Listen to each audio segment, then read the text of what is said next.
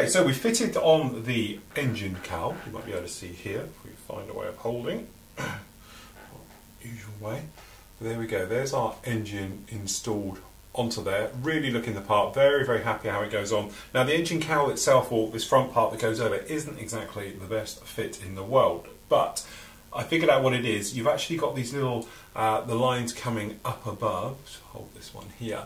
These ones down here, they need to trim them just a tiniest little bit to shave them to be able to get them to go in. That way it pushes a little bit further in and all clicks into place. Now, being a little bit careful, because I didn't want any glue marks in there, I've used PVA glue to set it in. So what we'll do is we'll come back in a little bit, once it's all dry and everything else, and then that way we can actually give it a proper firm push in there. But for the moment the PVA glue is a little bit wet. So there we go. You might be able to see it on the top here. We've just put in a little bit of colour up here for the fabric colour and everything else, so I've got to put that last window in. But that is the engine section all done now. Really looking very nice. Now the last part is the prop. Now the prop we've done as we did all the other woodwork in there. We've simply gone along and done it in the wood colour, okay, which is this light colour that we've got just down here. Now, depending on the prop you're doing, there's a couple of other effects you can do. Luckily for me, I don't have to do the more laminated type prop. What happens is, you look at the props, some of them are what this one is, seems to be almost one piece of wood or very similar coloured woods. So where they're laminated together, the bits of wood, they're glued together, and then sanded and shaped and stressed and bent and everything else, it doesn't look too bad. Some of them have really dark bits, okay, then a light bit, then a dark bit, and you can see the different types of woods being used in there. So I would suggest, if you're doing it that way, that you actually mask up. So you might want to do a little bit of what we're going to do now standard, let it dry, mask it, put on then a darker section by using this technique that we do here for our wood, by using the sponge and then actually wiping it in those specific areas. That way you'll get a darker effect to the wood and everything else. So we're going to do this one as we've done the others. Just grab our colours. So I think we're going to need a new piece of sponge here. Okay, so we've got another bit here. So all we're going to do, same as we've done with all the others, we're literally just going to grab, I'll do it on this side, a little bit of the brown, not tons of it. Okay, put that on top, I've got it with my finger, make sure you keep your hands clean, because otherwise if you're handling the model it's going to cause problems. Now, you've got very limited on how you can handle this, so just be a little bit careful how you're doing it. What you might want to do, as I've done here, I've done silver for the back part.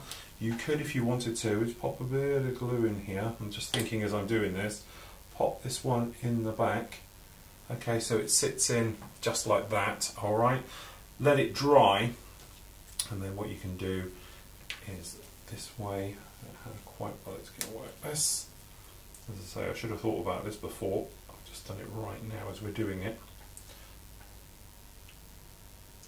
There we go, that's worked quite well. So there we go, we've got it on here now. So we can do one end to the other. So we're going to work from the middle outwards. So we're just going to take our bit of sponge. I want to make it just a fraction flatter. What we're going to do is cut it in half actually. So we can use the edge. So usual thing, grabbing our bit there. Take a bit off. To our prop section. Okay, and then simply we're going to put it down, going all one way when we've finished. Okay, then we'll do the other side. Take a little bit more.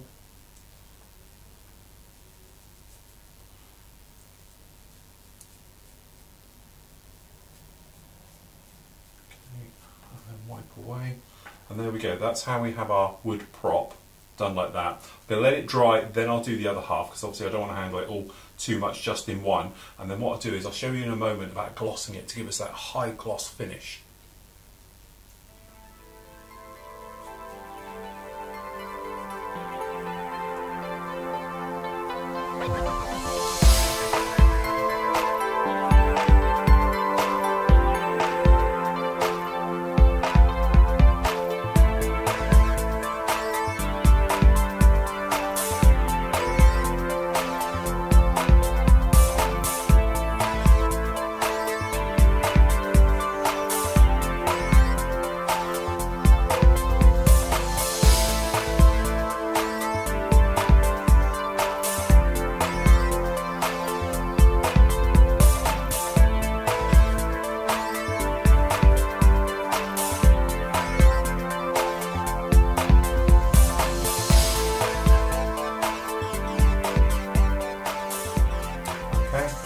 one done. So it's got our nice colour on just like that, both sides, running right around the edges as well. So what we're going to do, we've got to do a little bit of black work in the middle, but just before that we're just going to take some gloss. Now I'm going to use the polyurethane gloss, okay? It's a very thick, deep, rich gloss. Now if you even wanted to, you could actually dip this stuff, but from our point of view, we're just going to find a cleanish top. We're just going to put a bit of a clear gloss in here. You see it's like a thick gel. Then we're going to look for a clean brush. Okay, we've got a flat brush here. On with the gloss, and then what we're going to do is drag it out. And you might be able to see it immediately if we just do one half first. Again, great thing with acrylics, it dries instantly, so we didn't have to wait ages. But you might be able to see there we've got a wonderful gloss look to it. It deepens it up, makes it look a lot nicer. But again, usual thing, keep your brush strokes quite light and your brushing from start to finish in one nice smooth movement. Right the way over. So might need two coats to do this one, but you can see we're going to put a little bit of black around the front area on this. But as I say, it gives us that nice, lovely, deep look. As I say, I'll probably let this dry just for about 10 minutes or so, and then come back and we'll give it another coat. Alright, you don't want to build up your coats too quick, because otherwise what happens is it just drags the top one, pulls the bottom one off. Okay, so we need them to sort of build up. So give it a bit of time between coats, and then we'll come back and get this one ready for final assembly. Okay, so with the prop fitted on now, really it brings this one to an end. As you see, you can probably see that prop is on there now. What we were trying to get is that deep, heavy-duty wood look. All the props, they look so very, very heavy when you look at them. Highly glossed and polished and everything else when they're put on. And as you can see, it's on this one now. And I think you agree, it turned out absolutely stunning. That was just 2 coats of the polyurethane gloss. I put the decals on afterwards, and another thin coat of the second coat of polyurethane went on there to complete that one. Again, nose cone was fitted on, and then just pushed the prop on. And hopefully you agree, it's turned out absolutely stunning. Now, as a lot of you know, I was sort of coerced into building this kit because I haven't touched anything sort of World War One-ish for many, many, many years. In fact, I can't remember, it was probably around about 1990s I last did one, but doing small little scales, very, very fiddly, but also things have improved, techniques have improved, mine and everything else. But what I loved about this particular build, it took me from doing something, I know what I'm doing, I know how to weather modern aircraft, I know how to weather World War II aircraft, okay? Weathering World War One when it's dope linen effect and everything else, a totally new ball game. Rigging terrifies me completely. And looking around at lots of aftermarket stuff now, we've got this stuff from RB Productions and everything else, you know, you can make fantastic stuff, but from my point of view, it wasn't giving me the effect I was actually after. So by going round and basically I'm redoing this rigging on the front here to give us a really nice look to it. I think, you know, the turnbuckles that I've sort of done by painting them in and everything give a very nice scale effect. When we were looking at the real thing, they didn't seem to have massive cable things, but the black, you might be able to see on some of them, especially the underneath one shown against the white, it just gives us that little bit thicker. It looks like it's been hooked on and everything else like that. I didn't go for the yellow underside I was going to do, purely because, again, looking at reference shots, I would presume the yellowing of the actual the linen underneath just so happens the same way as it happens if you're putting clear gloss onto white. Over time it yellows. The yellow pigment in the gloss comes out so very, very strong. So I'm guessing it works exactly the same way on obviously World War I aircraft.